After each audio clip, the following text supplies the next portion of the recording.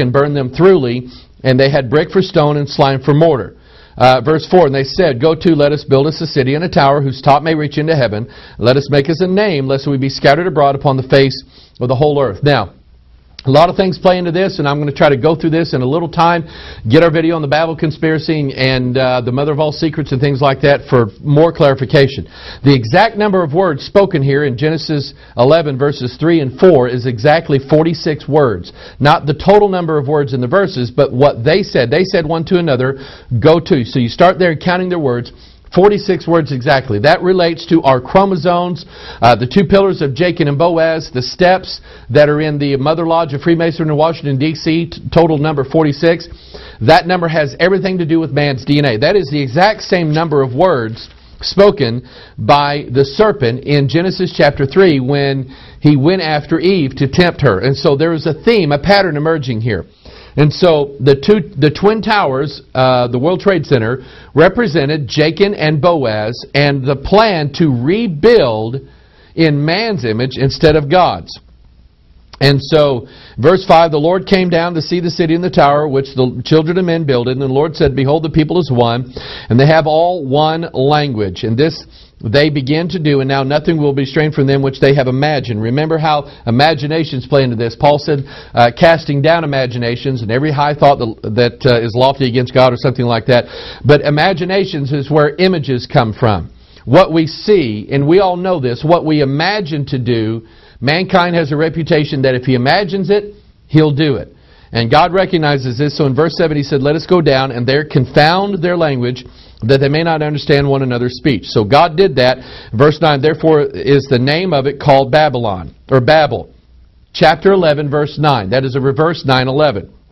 Because the Lord did there confound the language of all the earth, and from thence did the Lord scatter them abroad from the face of all the earth. Now, I won't get too much, but I want you to just think of this theme of rebuilding the Tower of Babel, rebuilding man's effort at gaining access to heaven. And I want you to think about those themes because that's what we're dealing with. We're all dealing with a New World Order system somehow, some way. So taking that principle in mind, I just started looking at dates. I started counting days on the calendar year, coming up with dates that were divisible by 11. April 20th is one of those dates in a regular year that is divisible by 11. It is 11 times 10, the 110th day of the year.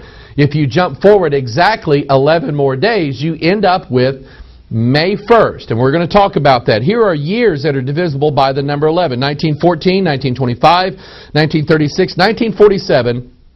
That is the year that, number one, Kenneth Arnold saw this flying saucer, and also in 1947 you have the whole Roswell incident there. Has to do with aliens and the fallen angels and all this stuff. That was 1947. 1947 also is the year that Israel was declared a state by the United Nations. 1958, that's when NASA was formed. 11 years later, after the Roswell incident. 11 years later, in 1969, we're sending people to the moon in Apollo what? 11. 1980, Marilyn Ferguson comes out with the Aquarian Conspiracy. 1991, George Bush gives a speech called the New World Order Speech. 2002, we go to war with Iraq. And then 11 years after that, we get this now, would be 2013. Okay?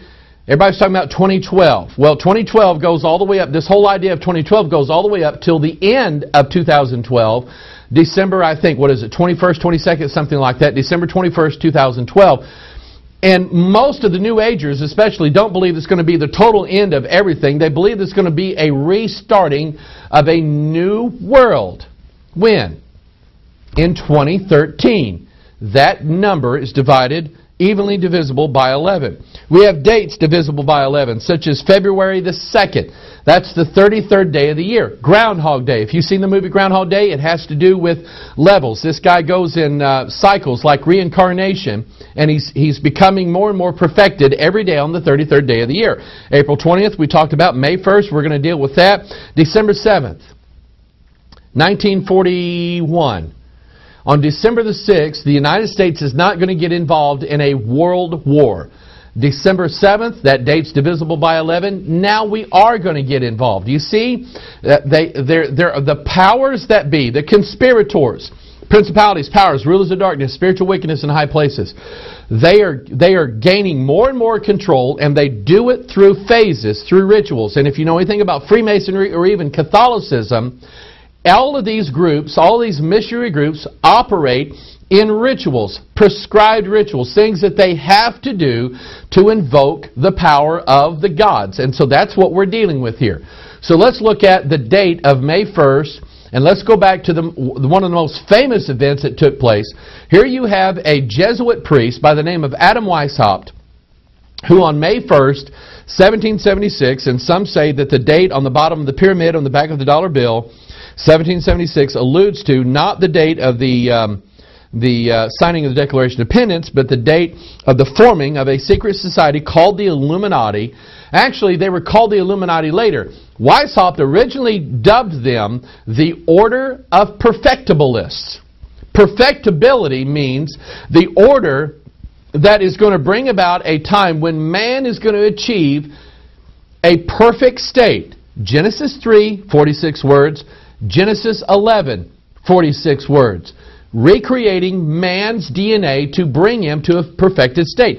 That's what this Illuminati scheme is all about, and he formed this on May 1st, 1776, the 121st day of the year, which is 11 times 11.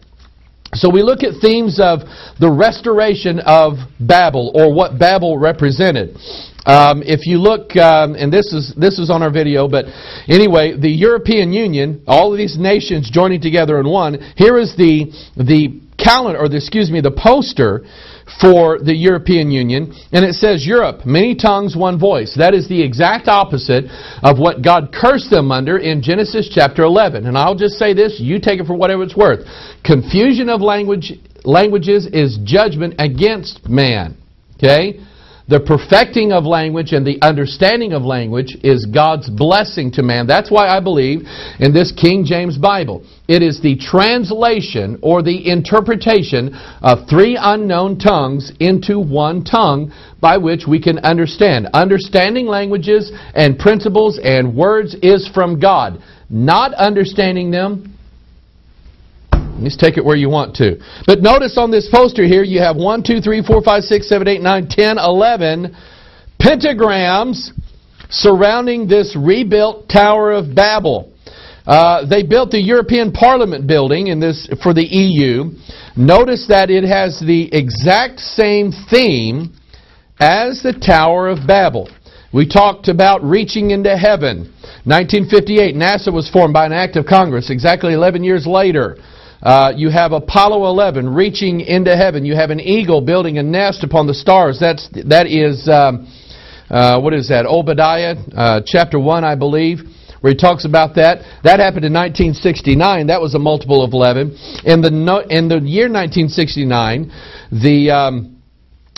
not in the year 1969, but the Eagles wrote a song. The Eagles, get it, wrote a song called Hotel California. This was about the first Church of Satan formed on California Street in San Francisco in 1969. You hear words in here, and there's some backward masking in this song, but you hear words in this song that talk about they stab it with their stealing eyes, but they just can't kill the beast. He's talking about the beast in this song. And then he said, I asked the lady, please bring me my wine. And she said, we haven't had that spirit here since 1969. That's the year that Anton LaVey came out with the Satanic Bible. All of this denotes the coming age of Aquarius. The Aquarius symbol is designated as number 11 out of 12 zodiac signs. And the song, The Dawning of the Age of Aquarius, was released in 1969. Exactly 11 years later, you have the Aquarian conspiracy coming out with this triquetra. We know that is a symbol for 3-strand DNA. 11 years later, you have George Bush saying it is a big idea, a new world order, where diverse nations are drawn together in common cause. Okay, so you have e pluribus unum. Diverse nations coming together, the forming or the bonding of a new world order. And he said only the United States has both the moral standing and the means to back it up. I'm telling you, this nation is highly significant in building a new world order. Where else but in the new world would you have a new world order? Now let's get back to this